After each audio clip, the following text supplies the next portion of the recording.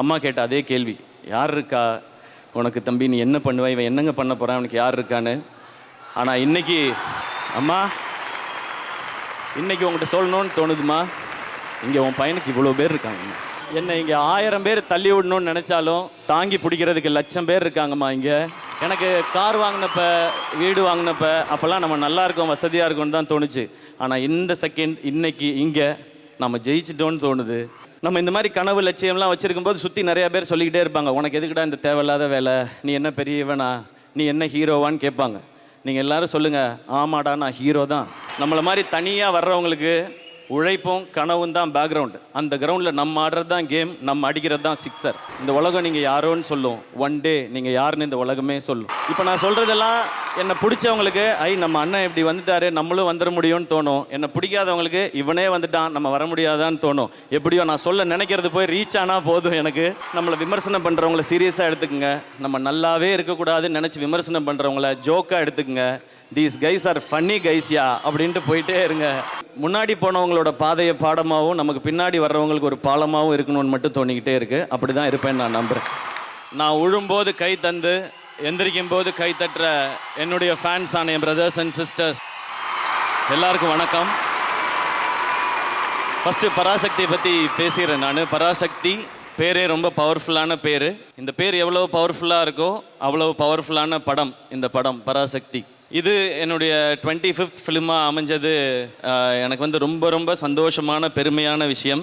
இதுக்கு காரணமாக இருந்த அத்தனை பேரையும், இதை ஸ்பெஷல் ஆக்குன அத்தனை பேரையும் நான் இங்கே கண்டிப்பாக மென்ஷன் பண்ணணும். நான் கொஞ்சம் டைம் எடுத்துக்குவேன், ஓகே தானே?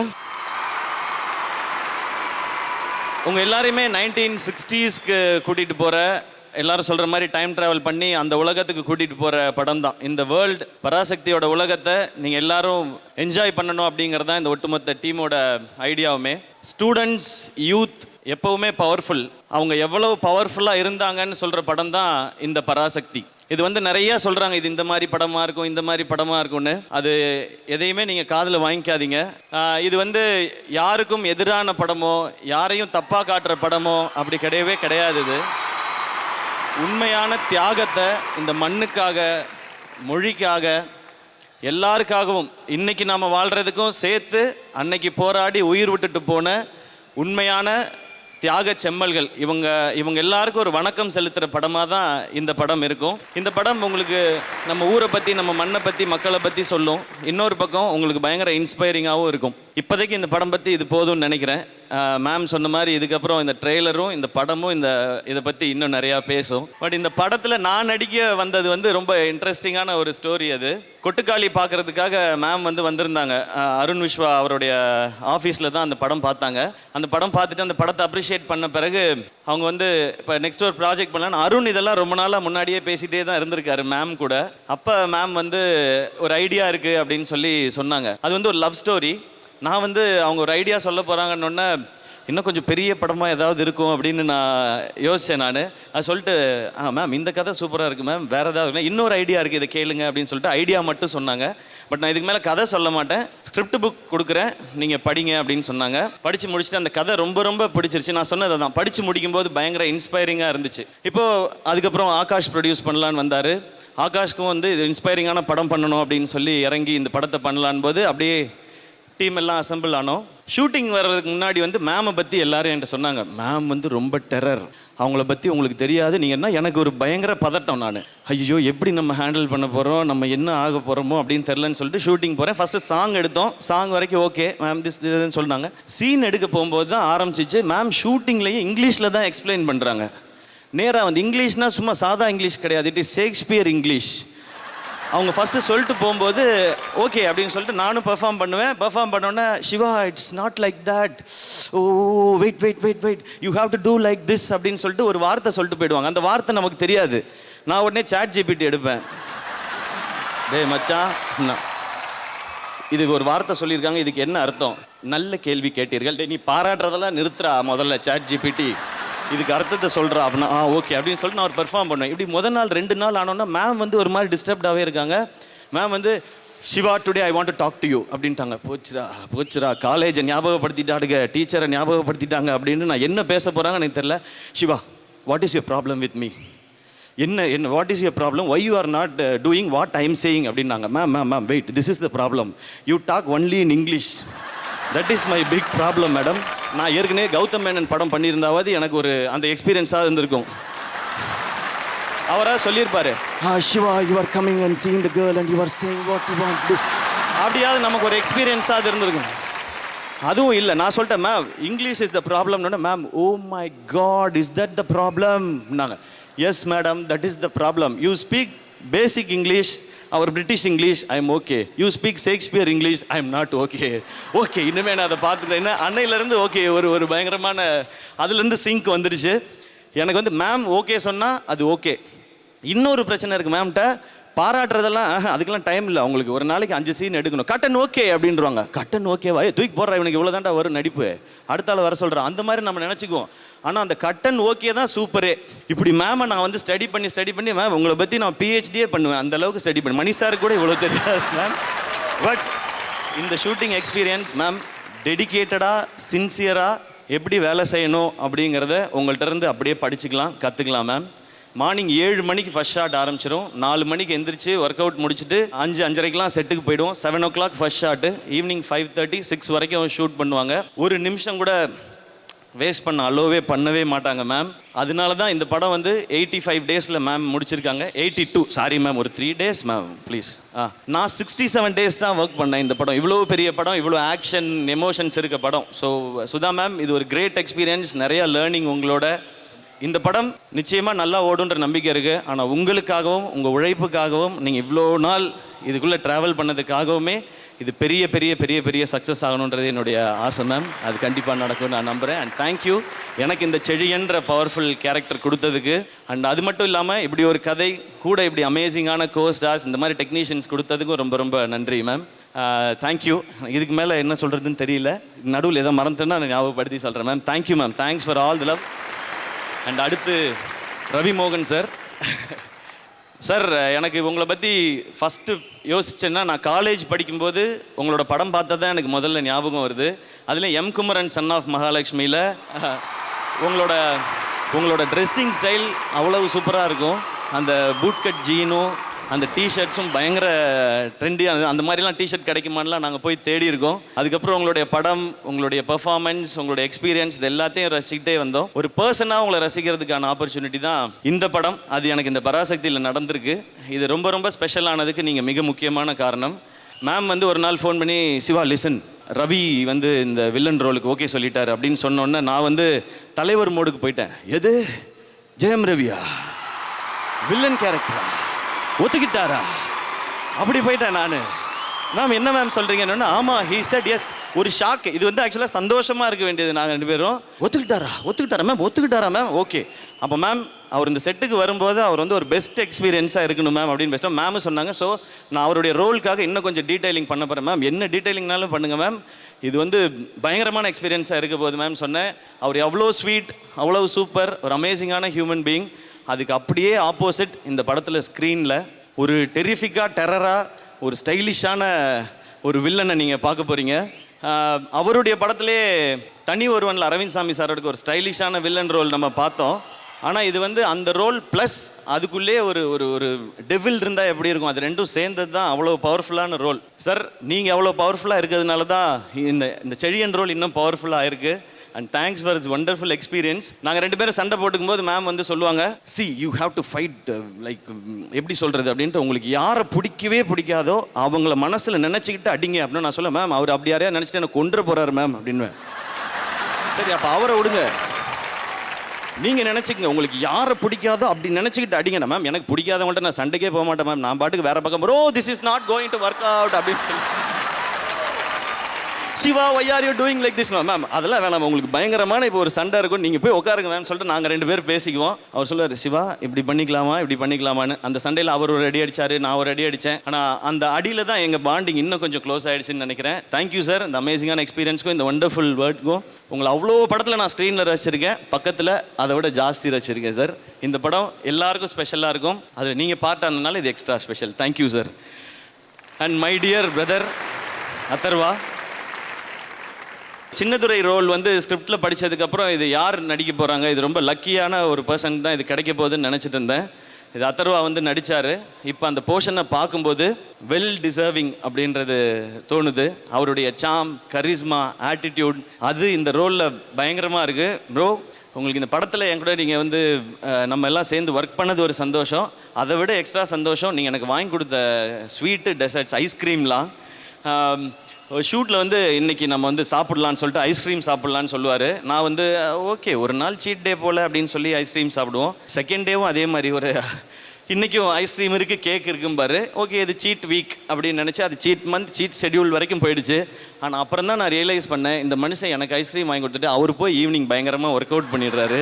நான் வந்து இன்றைக்கி ஸ்வீட்டு சாப்பிட்டோம் ஜாலியாக இருக்குது, ஐஸ்கிரீம் சாப்பிட்டோம் ஜாலியாக இருக்குன்னு படுத்து எழுந்திரிச்சிட்டு அந்த மாதிரி இருந்தோம். பட் இங்கே இண்டஸ்ட்ரியில் எனக்கு கொஞ்சம் நண்பர்கள் தான் இருக்கிறாங்க. அதில் அந்த நண்பர்ன்ற கேட்டு தாண்டி ஒரு பிரதர் அப்படின்ற ஃபீல் வந்துருச்சு. இன்றைக்கி ஒரு ஸ்வீட்டாக ஒரு மெசேஜ் அனுப்பிச்சிருந்தாரு. Thanks for all the love Atharva bro. நான் இன்றைக்கி சொன்ன மாதிரி தான் இன்னொரு படம் சேர்ந்து நடிப்போம். அது இன்னும் கொஞ்சம் ரகலையாக ஃபன்னாக இன்னொரு படம் ஒன்று பண்ணுவோம். அது எனக்கு ஆசை. சின்னதுரை ரொம்ப ரொம்ப ரொம்ப ஸ்பெஷலான ஒரு ரோல், எனக்கு ரொம்ப ஃபேவரட் இந்த படத்தில். அதில் நீங்கள் பயங்கரமாக இருக்கீங்க ப்ரோ. அதுவும் ஒரு சீனில் வந்து நீங்கள் அந்த 60s அந்த லுக்கில் வாயில் வந்து சிகரெட் வச்சுட்டு அப்படி ஸ்டைலாக இடுப்பில் கை வச்சுட்டு நிற்பீங்க. Super class, super. அண்ட் இந்த ரோல் டெஃபினட்டாக உங்களை பிடிச்ச எல்லாரையுமே, நான் ஃபஸ்ட்டு தம்பியோட ஆடியோ லான்ச்சில் சொல்லியிருந்தேன், நான் இந்த ரோல் உங்களை பிடிச்ச எல்லாரையும் சந்தோஷப்படுத்தும், பெருமைப்படுத்தும், அப்பாவை இன்னும் பெருமைப்படுத்தும் இந்த படம். முரளி சார்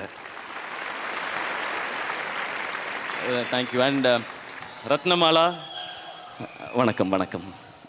கூச்சண்டி கொஞ்சம் தெலுங்கு கற்றுக்கிட்டேன் இப்போ அவங்கக்கிட்ட. அவங்க ஒரு கிரேட் எனர்ஜி, எல்லோரும் சொன்னது தான், ஒரு அமேசிங்கான எனர்ஜி, ஒரு கிரேட் டேலண்ட், கிரேட் டான்ஸர். இதுக்கு முன்னாடி வந்த படங்கள்லாம் அவங்களுடைய பர்ஃபார்மன்ஸ் பார்த்துருப்போம். பட் டான்ஸ் வந்து எல்லாருக்குமே ரொம்ப பிடிக்கும். நான் ஃபஸ்ட்டு ரொம்ப பயங்கரமாக பார்த்தது அந்த குறிச்சி மரத்தப்பட்டி மரத்தப்பட்டி மரத்தப்பட்டி மரத்தப்பட்டின்னு அந்த பாட்டு தான். அதுக்கு அர்த்தம் நமக்கு தெரியல, ஆனால் அந்த பாட்டு பயங்கரமாச்சு. அந்த டான்ஸ் தான் பார்த்தோம். அவங்க டான்ஸ் எவ்வளவு பிடிச்சதோ அந்த அளவுக்கு இந்த படத்தில் அவங்களோட பெர்ஃபார்மன்ஸ் பிடிக்கும். ஏன்னா சுதா மேமோட படத்தில் ஹீரோயின்களோட ரோல்ஸ் எல்லாமே ரொம்ப ஸ்ட்ராங்காக இருக்கும். ஸோ அவங்களோட ஃபஸ்ட்டு தமிழ் படமே சுதா மேம் படம் இப்படி ஒரு ரோல்ன்றது ஒரு சூப்பரான விஷயம். அதை அவங்க பயங்கரமாக பண்ணிட்டாங்க. Very happy for you Sheela. ஒரு சூப்பர் பெர்ஃபார்மன்ஸ். அந்த நீங்கள் ஆடுற ஒரு பயங்கரமான டான்ஸருக்குள்ளே அந்த ஸ்பீடில், ஏன்னா இவங்க டான்ஸ் ஆடும்போது நம்ம யூடியூப்பில் செக் பண்ணணும், அது 1x ப்ளே ஆகுதா 2x ப்ளே ஆகுதான்னு அதை நம்ம ஒரு வாட்டி செக் பண்ணணும். அந்த மாதிரி ஒரு ஸ்பீடு, அந்த மாதிரி டான்ஸ் இந்த படத்தில் இல்லை. அடுத்து ஏதாவது படத்தில் நடிக்கும்போது வந்ததுன்னா நானும் ட்ரை பண்ணுறேன் அந்த மாதிரி ஆடுறதுக்கு. தேங்க்யூ இந்த படத்தில் உங்களுடைய இந்த எக்ஸ்பீரியன்ஸ்க்கும் நீங்கள் வந்து இது பண்ணதுக்கும். And it is going to be very special film. உங்களுக்கு அந்த ஃபஸ்ட் தமிழ் ஃபிலிமே ரொம்ப சூப்பராக இருக்க போகுது. அண்ட் அடுத்து ஜிவி 100 படம் 20 இயர்ஸில். வயசு என்னையா ஒரு 35? அது எதுக்கு சொல்லிட்டு அப்படின்றாப்புல. ஓகே.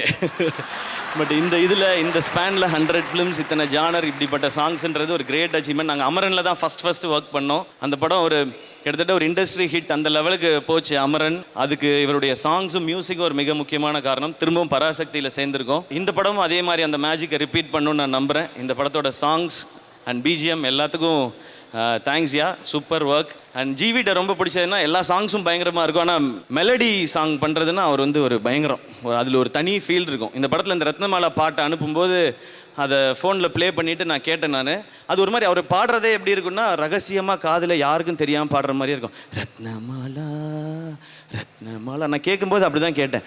ரத்னமாலா. யாரும் இல்லை சொல்லுங்கள். நான் மட்டும் தான் கேட்குறேன், ஒன்றும் பிரச்சனை இல்லை, தைரியமாக பாடுங்க. வீடி அப்படி எல்லா பாட்டும் அப்படி இருக்கும். நீ யார் காதலியே அப்படி ரகசியமாக பாடுறேன்னு கேட்டே இருப்பேன். பட் ஜிவியோட அந்த லவ் ஃபீல் அமேசிங். அதை ஒரு மியூசிக் போடுறதுல மட்டும் இல்லை, நடிக்கிற படத்துலேயும் லவ் ஃபீல் அமேசிங்காக தான் இருக்குது. சமீபத்தில் கூட ஒரு டீசர் பார்த்தேன், நல்லா இருந்துச்சு. But super. இன்னும் 100 ஃபிலிம்ஸ், இன்னும் 150, 200ன்னு போட்டோம். அண்ட் இன்னும் நிறையா டிஃப்ரெண்ட் ஜானர் அமேசிங்கான ஃபிலிம்ஸ் உங்கள்கிட்ட இருந்து வரட்டும். அண்ட் தேங்க்ஸ் இந்த மியூசிக்கு, இந்த ஜேர்னிக்கு. அண்ட் இதோட டெக்னீஷியன்ஸ் ரவிகே சார், ஒரு லெஜண்ட், ஒரு பெரிய சினிமாட்டோகிராஃபர். அவருடைய இந்த ஃப்ரேம், அவருடைய இந்த என்னை ரொம்ப ரொம்ப அழகாக காட்டியிருக்காரு. Thank you Ravi K sir. அண்ட் இந்த படத்தோட production designer, art director Karthik sir. Sir Valluvar கோட்டமில் நீங்கள் பண்ணது அது வந்து உங்களுடைய ஒர்க்குக்கு ஒரு சாம்பிள் நினைக்கிறேன். கிட்டத்தட்ட 1 லட்சம் பேர் அந்த வேர்ல்ட் ஆஃப் பராசக்தியை வந்து பார்த்துருக்கதா எனக்கு வந்து ஆகாஷ் ப்ரோ சொன்னார். Great work. இந்த படம் 60s. அதர்வா ப்ரோ சொன்ன மாதிரி எங்களுக்கு அந்த எக்ஸ்பீரியன்ஸே ரொம்ப சூப்பராக பயங்கரமாக இருந்தது. இன்னும் நிறையா ஃபிலிம்ஸ் உங்களோட ஒர்க் பண்ணுறதுக்கு I'm looking forward. And supreme Sundar மாஸ்டரோட ஃபஸ்ட் ஃபிலிம் நான் ஒர்க் பண்ணுறேன். எங்கள் 2 பேரையும் பயங்கரமாக சண்டை போட வச்சதுக்கு நன்றி மாஸ்டர். ஒரு பேன் இண்டியா ஸ்டண்ட் மாஸ்டர், ஒரு அனிமல், தள்ளுமல்லான்னு அந்த மாதிரி ஃபிலிம்ஸ் எல்லாம் பண்ணுறாரு. ரொம்ப சந்தோஷம் மாஸ்டர் உங்களோட ஒர்க் பண்ணது. Thank you for all the love. And எல்லா டெக்னீஷியன், பூர்ணிமா மேம், இன்னைக்கு போட்டிருக்க இந்த காஸ்டியூம் வரைக்கும் படத்தில் இருக்க எல்லா காஸ்டியூம்லேருந்து எல்லாமே அவங்க தான் பார்த்துட்டாங்க. And Gopi Prasanna designer, CH Balu sir, அதுக்கப்புறம் படத்தில் இருக்க எல்லா டெக்னீஷியன்ஸும் அண்ட் இங்கே இருக்கிற அசிஸ்டன்ட் டைரக்டர்ஸ், கேமரா டிபார்ட்மெண்ட் எல்லாரும் தேங்க்யூ. உங்களுடைய அந்த சப்போர்ட் இல்லைன்னா இது இப்படி ஸ்பீடாக நடக்கிற படம் நீங்கள் எல்லாம் சப்போர்ட் பண்ணலைன்னா இது இப்படி நடந்திருக்காது. அண்ட் ஆகாஷ் ப்ரோ, உங்களை பற்றி சொல்லணும். நான் ப்ரொடியூசர், எனக்கு ஸ்கூல் ஜூனியர் அவர். ஆனால் அப்போது அவ்வளோ பயங்கர க்ளோஸ் அப்படி பழக்கம் இல்லை, அப்போ எனக்கு தெரியாது. இப்போ இங்கே வந்ததுக்கப்புறம் தான் நாங்கள் கேம்பியன் அப்படின்னு சொல்லி கேட்டு தெரிஞ்சுக்கிட்டோம்.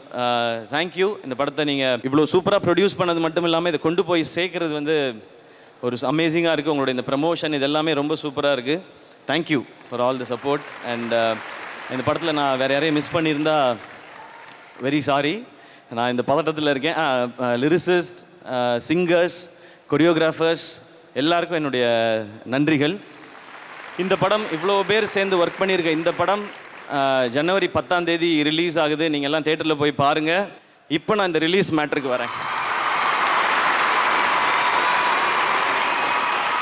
இந்த படம் வந்து ஃபஸ்ட்டு ஆரம்பிக்கும் போது ஆகாஷ் சொன்னது வந்து, அண்ணே இது வந்து நம்ம டிசம்பரில் ஷூட் ஆரம்பிக்கிறோன்னே, அதுக்கப்புறம் நம்ம படம் வந்து முடிச்சிருவோம்.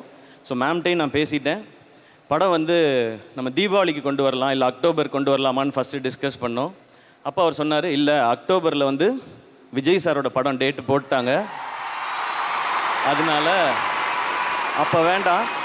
ஜான்வரி பொங்கல் யாருமே அனௌன்ஸ் பண்ணல, நம்ம அதை லாக் பண்ணிவிடுவோம். ஏன்னா இங்கே நம்ம ஊரில் 10 நாள் லீவ் இருக்குது, அதை லாக் பண்ணி தானே நான் ஃபுல்லாக ஒர்க் பண்ண போகிறேன்னாரு. சூப்பர் ப்ரோ, நீங்கள் அது உங்களுடைய கால், நீங்கள் தான் ப்ரொடியூசர், சூப்பர் ஓகே அப்படின்னு சொல்லி டிசைட் பண்ணியாச்சு. அதுலேருந்து சில நாள் கழித்து விஜய் சாரோட படம் ஜனநாயகன் வந்து டேட் வந்து பொங்கலுக்கு வருதுன்னு சொல்லி ஒரு அனௌன்ஸ்மெண்ட் வந்துச்சு. நான் உடனே ஐயோ இது பொங்கலுக்கு வருது அப்படின்னு சொல்லிட்டு நான் டக்குன்னு ஆகாஷ் ப்ரோ கால் அடித்தேன். ப்ரோ இந்த மாதிரி அனௌன்ஸ்மெண்ட் பார்த்தீங்களா? ஆமாண்ணே, அவங்க வந்து சேஞ்ச் பண்ணியிருக்காங்க அப்படின்னு சொன்னாங்க. நான் சொன்னேன், ப்ரோ இது மாதிரி அந்த படமும் வருது, நம்மளும் பொங்கல் சொல்கிறோமேன் போது 10 நாள் இருக்கிறதுனால 2 படம் கண்டிப்பாக தாங்குண்ணே அப்படின்னாரு. ஓகே, பட் நம்ம வந்து எதாவது சேஞ்ச் பண்ண முடியுமா அப்படின்னு கேட்டேன். அப்போ அவர் சொன்னார், அண்ணே சேஞ்ச் பண்ணுறதுல ஒரு 2 சிக்கல் இருக்குண்ணே. ஒன்று, நம்ம எல்லா இன்வெஸ்டர்ஸ் இது சுற்றி இருக்க பிஸ்னஸ் எல்லாமே ஜான்வரின்னு சொல்லி தான் நம்ம வந்து இது எல்லாத்தையுமே பேசி பண்ணியிருக்கோண்ணே. இன்னொன்று, அதுக்கப்புறம் தள்ளினா ஏப்ரல் மேலே தானே பண்ணணும், அந்த டைம் எலெக்ஷன்ஸ் இருக்குண்ணே, அப்போ இது வேணாண்ணே, நமக்கு வேறு வழி இல்லைண்ணே, இந்த டைம் தான் பண்ணணும்னு சொன்னார். அப்போ பணம் போடுற அவங்க வந்து ஒரு பிஸ்னஸ்ஸு எல்லார்ட்டையும் பேசி ஒரு டெசிஷன் எடுத்து ஓகே இது பண்ணுறான்னு சொன்னாங்க. சரி ஓகே, இதை நான் கேட்டுட்டேன். ஓகே ப்ரோ, ஏன்னா அது கரெக்டான இதாகவும் இருந்துச்சு. படம் அவங்க எப்படி கரெக்டாக பொசிஷன் பண்ணணும்னு நினைக்கிறாங்களோ அதை கரெக்டாக நம்ம ஏற்றுக்கிறது தான் நம்ம ஒரு ஆர்டிஸ்ட்டாக நம்மளோட வேலை. இப்போ நான் என்ன பண்ணேன்னா, ஓகே ஆனால் இது கரெக்டாக கம்யூனிகேட் மட்டும் பண்ணிடணும்னு சொல்லிட்டு நான் ஜெகதீஷ்க்கு ஃபோன் அடித்தேன். ப்ரோ, ஜெகதீஷ் எல்லாருக்குமே தெரியும், விஜய் சாரோட இருக்கிறவர், அவருக்கு நான் ஃபோன் பண்ணேன். நான் ப்ரோ இந்த மாதிரி படம் நீங்கள் வந்து போஸ்ட்பான் பண்ணிட்டீங்க ப்ரோ அப்படின்னேன். ஆமாம் ப்ரோ, அது வந்து இந்த டிஜிட்டல் பிஸ்னஸ் நிறையா ரீசன்ஸ் இருந்தது, அதனால போஸ்ட்பான் பண்ணிட்டோம் அப்படின்னாரு. ப்ரோ நம்ம படம் அப்போ அனௌன்ஸ் பண்ணியிருந்தோமே ப்ரோன்னு அவரு சொன்னார், ப்ரோ 2 படம் வரலாம் ப்ரோ, 10 days லீவ் இருக்குல்லனாரு. ப்ரோ 2 படம் வர்றது பிரச்சனை இல்லை ப்ரோ, சாரோட லாஸ்ட் ஃபிலிம்னு சொல்கிறாங்க, அதனால தான் ப்ரோ எனக்கு வந்து அது வரியாக இருக்குன்னு அதனால தான் யோசிச்சுட்ருக்கேன்னு.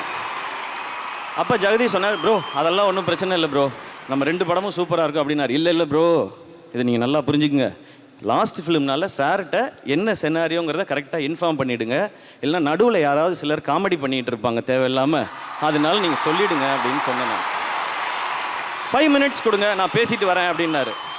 கரெக்டாக ஒரு 10 minutes கழிச்சு அடித்தார். ப்ரோ சார்கிட்ட எல்லாமே நான் டீட்டெயிலாக சொல்லிட்டேன், எல்லாம் ஓகே, ஆல் ஓகே, சார் உங்களுக்கு விஷஸ் சொல்ல சொன்னார், நம்ம சூப்பராக பண்ணிடலாம், 2 படமும் சிறப்பாக இருக்கும் அப்படின்னு சொன்னார். இவ்வளோ தான் இதுக்குள்ளே நடந்த மொத்த கதையும். இதை வந்து டோட்டலாக மாற்றி வேறு மாதிரி பேசும்போது அது நம்ம என்ன பண்ண முடியும், சிலருக்கு வன்மம், சிலருக்கு வியாபாரம், சரி அவங்கள டிஸ்டர்ப் பண்ணாமல் நம்ம விட்டுருவோம் அப்படின்ட்டு. நமக்கு தெரியும்ல நம்ம என்ன ரெஸ்பெக்ட், என்ன ஈக்குவேஷன் வச்சுருக்கோம். ஏன்னா கோட் படம் பார்த்துட்டு நான் வந்து விஜய் சாருக்கு கால் பண்ணேன். கால் அட்டன் பண்ணி சார் ஃபஸ்ட்டு சொன்னது ஹாய் ப்ரோ அப்படின்னாரு. ஹலோ சார், சார் கோட் பயங்கர என்டர்டெய்னிங்காக இருந்துச்சு சார், சூப்பர் சார் அப்படின்னேன். தேங்க்ஸ் ப்ரோ அப்படின்னாரு. சார் எதுக்கு சார் தேங்க்ஸ் சொல்கிறீங்க, எனக்கு இந்த படத்தில் உங்களோட இருந்தது ஒரு ஸ்பெஷல் மூமெண்ட் சார், அது எனக்கு ரொம்ப மெமரபுளாக இருக்கும். இல்லை ரொம்ப ஸ்வீட்டாக வந்து நீங்கள் இந்த பண்ணி கொடுத்தீங்கல்ல, நான் உங்களுக்கு எத்தனை முறை முடியுமோ அத்தனை முறை நான் தேங்க்ஸ் சொல்லிகிட்டே இருப்பேன்னு அவ்வளவு ஸ்வீட்டாக சொன்னார். இதுதான் எங்கள் 2 பேருக்கு நடுவில் இருக்கிற இந்த ரிலேஷன்ஷிப். ஸோ இதுக்கு நடுவில் யார் என்ன பேசினாலும் அதை பற்றி நீங்கள் கவலையே படாதீங்க. மை டியர் ஃபேன்ஸ் ஆன பிரதர்ஸ் அண்ட் சிஸ்டர்ஸ், ஜனவரி 9ஆம் தேதி எல்லாரும் ஜனநாயகனை செலிப்ரேட் பண்ணுறீங்க தேட்டருக்கு போய்.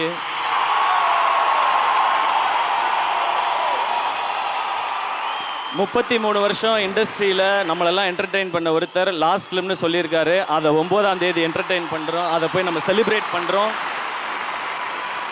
நெக்ஸ்ட் டே ஜனவரி 10ஆம் தேதி நம்ம படத்துக்கு வாங்க, பராசக்தியை செலிப்ரேட் பண்ணுங்க. இந்த பொங்கல் கோலிவுட்டுக்கு அமேசிங்கான பொங்கலாக இருக்கும். இன்றைக்கி இருக்க காலகட்டத்தில் சோஷியல் மீடியாவை ஹேண்டில் பண்ணுறது ரொம்ப ரொம்ப டஃப்பாக தான் இருக்குது. எது உண்மை எது பொய்ன்னு கண்டுபிடிக்கவே ரொம்ப கஷ்டமாக இருக்குது. இதில் இந்த ஏஐ வேறு வந்துடுச்சு. நீ ஏஐயான்னு ஏஐட்ட கேட்டு தெரிஞ்சுக்கிற கண்டிஷனில் தான் நாம் எல்லாருமே இருக்கோம். அதனால இதுக்குள்ளே நீங்கள் உள்ளே வராதிங்க. நீங்கள் ஜாலியாக செலிப்ரேட் பண்ணிட்டே இருங்க. எல்லாருக்கும் தெரியும் அவங்கவுங்க படத்தை அவங்கவுங்க சூப்பராக செலிப்ரேட் பண்ணுவாங்க. மற்றவங்க படத்தை மாறி மாறி செலிப்ரேட் பண்ணிக்குவோம். மேம் சொன்ன மாதிரி நம்ம சினிமா அந்த லெவலுக்கு போகும். நான் இன்னமும் கிளியராக சொல்கிறேனே, எவன் என்ன வேணால் சொல்லட்டும், என்னை பொறுத்த வரைக்கும் இந்த பொங்கல் அண்ணன் தம்பி பொங்கல், அவ்வளோதான்.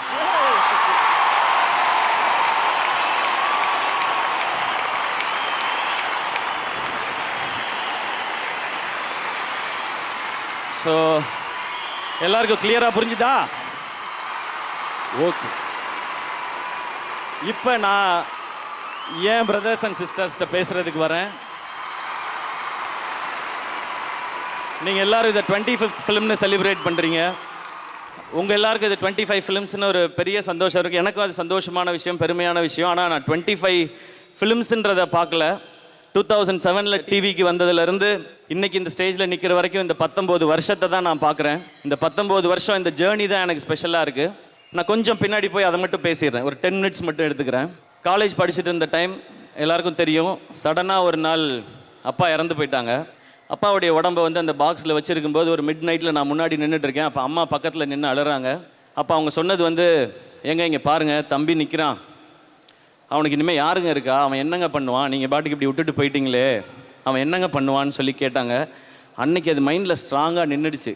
நம்ம என்ன பண்ணுவோம் இங்கே, நம்ம இந்த உலகத்தில் நமக்கு ஏதாவது வேணும்னா யார்கிட்ட கேட்போம், என்ன பண்ண போகிறோன்னு தெரியலையேன்னு சொல்லி அன்னைக்கு தோணுதான் ஏதாவது ஒரு ஐடென்டிட்டியை க்ரியேட் பண்ணணுமேனு. எனக்கு ஒரு திறமை இருக்க தான் நான் நம்பினேன். மிமிக்ரி கொஞ்சம் வரும், இதை வச்சு ஏதாவது பண்ணலான்னு. அதில் ஆடிஷன் அட்டன் பண்ணி டிவியில் செலக்ட் ஆகி ஃபஸ்ட் எபிசோட் டிவியில் வந்தப்போ ஒரு சந்தோஷம். நம்மளை எல்லாரும் டிவியில் பார்த்துருப்பாங்களே அப்படின்னு சொல்லி நான் ஒரு மாலில் போய், சிட்டி சென்டர் மால் இருக்குங்க, அங்கே போய் உட்காந்துட்டு எவ்வளோ பேருக்கு என்ன தெரியுதுன்னு நான் செக் பண்ணிகிட்டே இருந்தேன். இவங்க என்னை பார்க்குறாங்களா, என்னை ரெக்கக்னைஸ் பண்ணுறாங்களா, என் முகம் தெரியுதா, என் பேரை சொல்லி கூப்பிடுறாங்களா அப்படின்னு சொல்லி. நிறைய பேருக்கு தெரியல, ஏன்னா ஒரு எபிசோடு தான் வந்திருக்கு, எல்லாரும் பார்த்துருக்கணும்னு அவசியம் இல்லை. அப்போ 2 பசங்க வந்தாங்க. அண்ணா நீங்கள் வந்து நேற்று டிவியில் வந்தீங்கல்லண்ணா, சூப்பராக மிமிக்ரி பண்ணிங்கண்ணா, உங்கள் பேர் தெரிலண்ணா, ஆனால் சூப்பராக பண்ணிங்கண்ணான்னு கை கொடுத்தாங்க. அப்புறம் ஒரு பையன் வந்து ஆட்டோகிராஃப் வாங்கினான். அதில் எனக்கு எப்படி ஆட்டோகிராஃப் போடணும்னு தெரியல, என் பேரே எழுதிட்டேன், சிவகார்த்திகேயன். ஏன்னா யாருக்கும் என் பேர் தெரியலன்னு சொல்லி. ஆனால் அன்றைக்கி நைட்டு வந்து ஒரு பயங்கரமான ஃபீல். லைஃப்பில் ஏதோ பெருசாக அச்சீவ் பண்ணிட்டோம், நம்மளை 3 பேருக்கு தெரியுது ஆட்டோகிராஃப் வாங்குறாங்கன்னு சொல்லி. அன்றைக்கி எதிர்நீச்சல் படத்தில் நான் மொட்டை மாடியில் டான்ஸ் ஆடிட்டு இருப்பேன்ல, தூங்காமல், அந்த மாதிரி நான் டான்ஸ் ஆடிட்டு இருந்தேன்.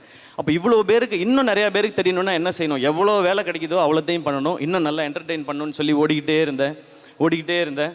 அப்புறம் கரெக்டாக நிறைய எபிசோட் பண்ண பிறகு வாகைஸோட ஆடியோ லான்ச் பார்த்து பாண்டராஜ் சார் எனக்கு அந்த முதல் படம் மெரினா வாய்ப்பை கொடுத்தாங்க. அந்த மெரினா படம் பார்க்கும்போது ஃபஸ்ட் டே ஸ்க்ரீனில் வரும்போது, இப்போ நமக்கு யாராவது நம்மளை பார்க்குறாங்களா, கை தட்டுறாங்களா, எல்லாருக்கும் தெரியுதா, கிளாப் பண்ணுவாங்களான்னு பார்த்துட்டே இருந்தேன். ஃபஸ்ட்டு ஃப்ரேமில் காட்டும்போதே தேட்டரில் எல்லாரும் கிளாப் பண்ணாங்க. அன்றைக்கி ரொம்ப எமோஷ்னல் ஆகிடுச்சு. அப்போ தான் நான் உணர்ந்தேன், டிவியில் இவ்வளோ நாள் பார்த்த வேலை நமக்கு ஒரு இடத்த கொடுத்துருக்கு அப்படின்னு சொல்லி. அப்போ இன்னும் உழைக்கணும்னு பயங்கரமாக உழைச்சிக்கிட்டே இருந்தேன். படங்கள் ஹிட் ஆச்சு. அப்போ தான் ரியாலிட்டியும் ஹிட் ஆச்சு. வாழ்க்கை ஜாலியாக ஹாப்பியாகவே இருந்துடாதுன்னு. அந்த டைமில் சில எதிர்ப்புகள், இங்கே இருந்த சில ஹீரோஸ் அவங்க செஞ்ச சில எதிர்ப்புகள், சில ப்ரொடியூசர்ஸ், அசோசியேஷன், கவுன்சில்னு அப்படியே கார்னர் பண்ணும்போது எனக்கு என்ன பண்ணணும்னு தெரியல. அம்மா கேட்ட அந்த கேள்வி திரும்பவும் கேட்டுச்சு, உனக்கு இங்கே யார் இருக்கா, நீ என்னப்பா பண்ணுவ அப்படின்றது கேட்டுச்சு. எனக்கு தெரிஞ்சது வேலை செய்கிறது, உழைக்கிறது மட்டும்தான், திரும்ப உழைப்போன்னு சொல்லி திரும்ப உழைச்சிக்கிட்டே இருந்தேன். அதுக்கப்புறம் படங்கள் பெருசாச்சு, இன்னும் கொஞ்சம் நிறைய பேருக்கு தெரிய ஆரம்பிச்சு, படங்கள் ஹிட் ஆச்சு. அப்புறம் இப்போ சிச்சுவேஷன், சோஷியல் மீடியா ஃபுல்லாக பயங்கரமான அட்டாக், ஒரு பெய்டு சைபர் அட்டாக், ஒரு அஜெண்டா ஃபிக்ஸ் பண்ணி எதையாவது ஒன்று சொல்லிக்கிட்டே இருக்குது. அது இந்த முறை கொஞ்சம் எக்ஸ்ட்ரா போய் ஃபேமிலி ஏற்றுட்டுற அளவுக்கும் வந்து நின்றுடுச்சு.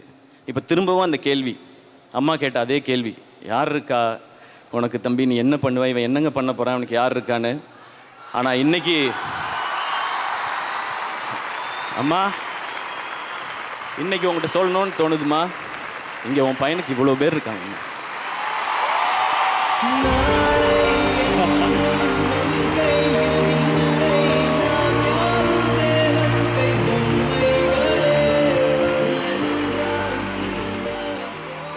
என்னை இங்கே 1000 பேர் தள்ளி விடணும்னு நினைச்சாலும் தாங்கி பிடிக்கிறதுக்கு 1,00,000 பேர் இருக்காங்கம்மா இங்கே. எனக்கு கார் வாங்கினப்ப, வீடு வாங்கினப்ப அப்போல்லாம் நம்ம நல்லா இருக்கோம், வசதியாக இருக்கோம்னு தான் தோணுச்சு. ஆனால் இந்த செகண்ட் இன்னைக்கு இங்கே நம்ம ஜெயிச்சிட்டோன்னு தோணுது உங்களால். இங்கே இருக்க எல்லாருமே என்னோட கொஞ்சம் வயசில் சின்னவங்களாக தான் இருப்பீங்கன்னு நினைக்கிறேன். உங்களுக்கும் என்ன மாதிரி நிறையா கனவு, ஆசை, லட்சியம், ஜெயிக்கணுன்ற வெறி எல்லாமே இருக்கும். அதனால் உங்ககிட்ட இதை சொல்லணும்னு நினைக்கிறேன். நம்ம இந்த மாதிரி கனவு, லட்சியம்லாம் வச்சுருக்கும் போது சுற்றி நிறையா பேர் சொல்லிக்கிட்டே இருப்பாங்க, உனக்கு எதுக்குடா இந்த தேவையில்லாத வேலை, நீ என்ன பெரியவனா, நீ என்ன ஹீரோவான்னு கேட்பாங்க.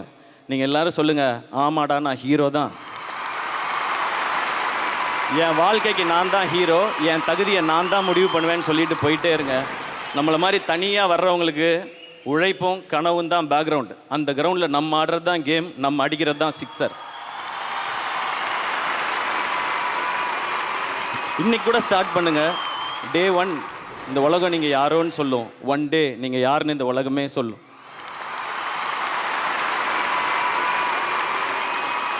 இப்போ நான் சொல்கிறதெல்லாம் என்னை பிடிச்சவங்களுக்கு நம்ம அண்ணன் இப்படி வந்துட்டாரு, நம்மளும் வந்துட முடியும்னு தோணும். என்னை பிடிக்காதவங்களுக்கு இவனே வந்துட்டான், நம்ம வர முடியாதான்னு தோணும். எப்படியோ நான் சொல்ல நினைக்கிறது போய் ரீச் ஆனால் போதும் எனக்கு. லாஸ்ட்டாக ஒன்றே ஒன்று மட்டும் சொல்லிக்கிறேன், நம்ம நல்லா இருக்கணும்னு நினச்சி நம்மளை விமர்சனம் பண்ணுறவங்கள சீரியஸாக எடுத்துக்குங்க. நம்ம நல்லாவே இருக்கக்கூடாதுன்னு நினச்சி விமர்சனம் பண்ணுறவங்கள ஜோக்காக எடுத்துக்குங்க. தீஸ் கைஸ் ஆர் ஃபன்னி கைஸ்யா அப்படின்ட்டு போயிட்டே இருங்க. ஓகேயா? Thank you so much. இந்த அன்பு தொடர்ந்துக்கிட்டே இருக்கும். வேற என்ன சொல்லணும்னு எனக்கு தெரியல. Thank you, love you all.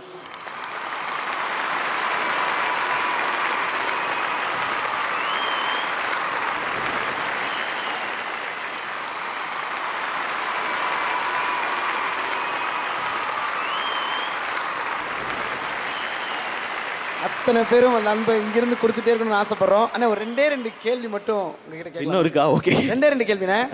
19 வருட பயணம், 25வது படம், நிறைய விஷயங்கள் பார்த்துருப்பீங்க, நிறைய விஷயங்கள் நீங்கள் தாண்டி வந்து நாங்களும் பார்த்துருக்கோம். இதில் நீங்கள் ஒரு பெரிய லேர்னிங்காக எதனா பார்க்குறீங்க? இல்லை, 19 வருஷம் அப்படின்னா அதில் நிறையா இருக்குது கற்றுக்கிட்டது. எனக்கு என்ன சொல்லணும்னு தெரியல. ஒன்று மட்டும்தான் தோணிகிட்டே இருக்குது, நமக்கு முன்னாடி போனவங்களோட பாதையை பாடமாகவும் நமக்கு பின்னாடி வர்றவங்களுக்கு ஒரு பாலமாகவும் இருக்கணும்னு மட்டும் தோணிக்கிட்டே இருக்கு. அப்படி தான் இருப்பேன்னு நான் நம்புகிறேன். நான் ஒன்று கேட்கவா? கொஞ்சம் ஈஸியா. ஓகே.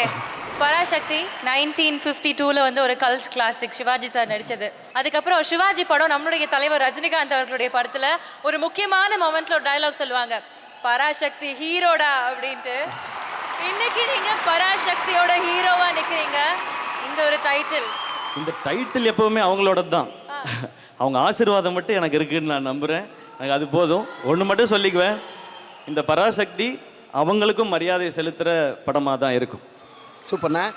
ஃபஸ்ட்டு ஸ்டார்டிங்கில் காமெடி படங்கள், அதுக்கப்புறம் கொஞ்சம் கொஞ்சம் லவ் ஃபிலிம்ஸ் பண்ண ஆரம்பிச்சிங்க, அதுக்கப்புறம் ஃபேமிலி என்டர்டெய்னராக படங்கள் பண்ணிங்க, அதுக்கப்புறம் ஆக்ஷன் உள்ளே எட்டி பார்த்து அதில் ஒரு கலக்கு, அப்புறம் ஆக்ஷன்லேயே நேஷனுக்கு ரீச் ஆகிற மாதிரி இந்தியன் ஆர்மி வரைக்கும் டச் பண்ணோம். இப்போது அரசியல் படம் பண்ணியிருக்கீங்க. அடுத்து இல்லை நீங்கள் என்ன கேட்க போறீங்க தெரியுது. வேணாம். நம்ம வேலை நடிக்கிறது, நம்ம நடிச்சுக்கிட்டு மட்டும் இருப்போம். நமக்கு அது மட்டும் தான் கரெக்டாக வரும்னு நான் நம்புகிறேன். நம்ம எல்லா ஜானர்ஸு இந்த மாதிரி ஃபிலிம்ஸும் பண்ணணும். அதுதான் நம்மக்கிட்ட இருக்குது. நம்மளை இன்னும் பெட்டர் பண்ணிக்கணும். நிறையா ஜானர்ஸ் பண்ணணும், என்டர்டெயின் பண்ணணும். அதனால் அப்பப்போ நம்ம சொசைட்டி பேஸ் பண்ண சீரியஸ் ஃபிலிம்ஸும் நம்ம பண்ணுவோம். அந்த மாதிரி வரும்போது சில விமர்சனங்கள் வரும். பட் அதை நான் எடுத்துக்கல. ஏன்னா அமரன் வரும்போது இது இவங்களுக்கு ஆதரவான படமாக இருக்குது அப்படின்னு சொன்னாங்க. இப்போ பராசக்தி வரும்போது இது இவங்களுக்கு ஆதரவான படமாக இருக்குன்னு சொன்னாங்க. நம்ம யாருக்கும் ஆதரவும் இல்லை, எதிர்ப்பும் இல்லை. நம்ம வேலை நடிக்கிறது, நடிச்சுக்கிட்டே இருப்போம். ஏன்னா இங்கே இருக்கிற எல்லா அரசியல் கட்சிகள்லேயும் டெஃபினட்டாக நம்ம ரசிகர்கள் இருப்பாங்க. எனக்கும் எல்லா பார்ட்டிலையும் ஃப்ரெண்ட்ஸும் இருக்கிறாங்க. அதனால நம்ம நடிகராகவே தொடருவோம். இன்னும் கற்றுக்க வேண்டியது, செய்ய வேண்டியது நிறையா இருக்குது. பதில் தெளிவாக கிடச்சிருச்சுல்ல? தெளிவான இன்னுமே கேட்க மாட்டீங்கல்ல? Okay, thank you. ஏன்னா என்னை பொறுத்த வரைக்கும் தாய் நாட்டுக்காக ஒரு படம் பண்ணேன், அது அமரன். தாய்மொழிக்காக ஒரு படம் பண்ணியிருக்கேன், அது பராசக்தி. அவ்வளோதான், நான் அப்படி தான் பார்க்குறேன். Thank you Vijay bro, thank you Angeline, always amazing. இங்கே வந்திருக்க என்னுடைய fans and brothers and sisters எல்லாரும் சாப்பிட்டு போங்க, பத்திரமா வீட்டுக்கு போங்க. ஊருக்கு போகிறவங்க போயிட்டு தகவல் சொல்லி விடுங்க. உங்களுக்கு நான் இருக்கேன், எனக்கு நீங்கள் இருக்கீங்க. நமக்கு நம்ம கும்பிடுற கடவுள் இருக்கார். எல்லாம் சிறப்பாக நல்லபடியாக நடக்கும். எல்லாருக்கும் ஹாப்பி நியூ இயர் 2026 அண்ட் எல்லாருக்கும் பொங்கல் நல்வாழ்த்துக்கள். நன்றி, லவ் யூ ஆல். நமக்கான காலம்